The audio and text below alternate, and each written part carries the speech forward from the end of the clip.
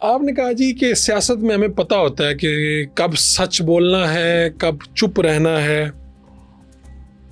تو آج کی جو سیاست ہے یہ کس اصول پہ چل رہی ہے آپ کے خیال میں؟ وہ آج کی سیاست کیا ہے؟ ہمیں دو چیزوں کا تحفظ کرنا ہے، پاکستان کا جی اور جمہوریت کا۔ ان دونوں چیزوں کے تحفظ کے لیے ایک کنسنسس جو ہے وہ پاکستان کے حکمران گروہوں میں نظر آتا ہے، ٹھیک ہے، اداروں میں نظر آتا ہے کہ پاکستان کو بچانا ہے، اور جمہوریت کے بھی خلاف کسی نے کوئی بات نہیں کی۔ جمہوری نظام کو قائم رکھنا ہے اور پاکستان کو بچانا ہے، یہ آج کی سیاست ہے۔ جو لوگ پاکستان پر حملہ کر رہے ہیں ان کا مقابلہ بھی کرنا چاہیے پاکستان کو، اور جو جمہوریت پر حملہ آور ہیں ان کا مقابلہ بھی کرنا چاہیے۔ اور جمہوریت پر جو حملہ آور ہیں ان کی شناخت مشکل نہیں ہے۔ ہر وہ شخص جو جمہوری عمل کا حصہ بننے کو تیار نہ ہو اور 1.5 اینٹ کی اپنی علیحدہ مسجد بنائے، خواہ کتنا ہی مقدس پرچم اس نے بلند کیا ہو، وہ جمہوریت کے خلاف ہے۔ تو آپ کہہ رہے ہیں پہلا اس وقت چیلنج یہ ہے ہمارا؟ جی ٹھیک ہے، تو اس وقت آپ سمجھتے ہیں کہ جو حکومت ہے پاکستان میں قائم ہے یہ مکمل خود مختار ہے، یا یہ آج بھی اسٹیبلشمنٹ کے انڈر ہی کام کر رہی ہے؟ پاکستان میں آئین کی حدود کے اندر رہتے ہوئے ہر ایک کو اپنا کردار ادا کرنے کی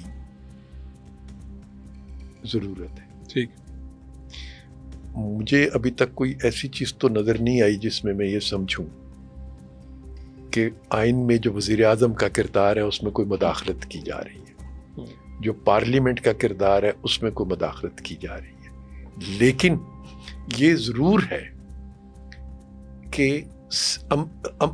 عملی طور پر جی جو جن حالات اور واقعات میں سے ہم گزر رہے ہیں اس نے ہمارے کردار کو تھوڑا محدود کی ہے، اور ہمیں ضرورت ہے جو ادارے ہیں دوسرے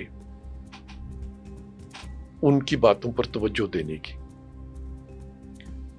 تو ایک ایسے زمانے میں سے ہم گزر رہے ہیں، اور شاید یہ زمانہ نہ آتا اگر چارٹر آف ڈیموکریسی کو، میثاق جمہوریت اس کا ترجمہ تھا، اس کو مذاق جمہوریت کہہ کے اس کا مذاق نہ کیا جاتا۔ اگر نئی ابھرنے والی جو سیاسی جماعت تھی، اپنے آپ کو جو سیاسی جماعت کہتی ہے، وہ اگر پرانی سیاسی جماعتوں کو ساتھ مل کے پارلیمنٹ میں بیٹھتی اور پارلیمنٹ کو مضبوط کرتی،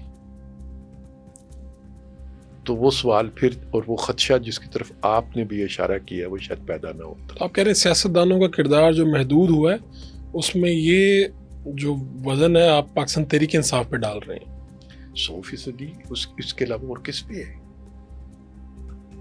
دیکھیں نا، پارلیمنٹ کو چوروں اور ڈاکوؤں کی پارلیمنٹ کس نے کہا ہے؟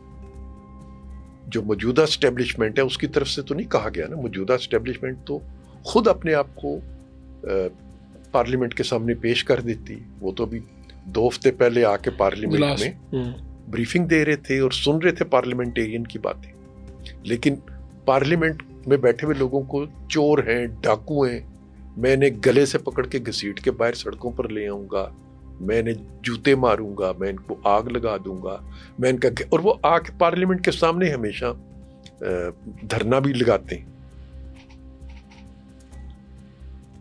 جب بھی ان کی جماعت کو موقع ملتا ہے وہ کہتے ہیں ڈی چوک جانا، ہم نے ڈی چوک پارلیمنٹ ہے، ڈی چوک پہ حملہ آور ہوتے ہیں۔ تو پارلیمنٹ پہ کون حملہ آور ہو رہا ہے؟ اس وقت اسٹیبلشمنٹ پارلیمنٹ پہ حملہ آور نہیں ہو رہی ہے جیسے ماضی کے اسٹیبلشمنٹ سے ہمیں شکایتیں تھیں۔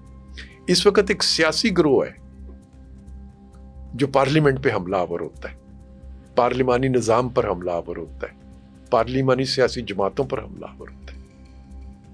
تو اگر کسی نے کمزور کیا ہے پارلیمنٹ کو، کسی نے جمہوریت کو کمزور کیا ہے، تو اس کی وجہ تو یہ لوگ ہیں۔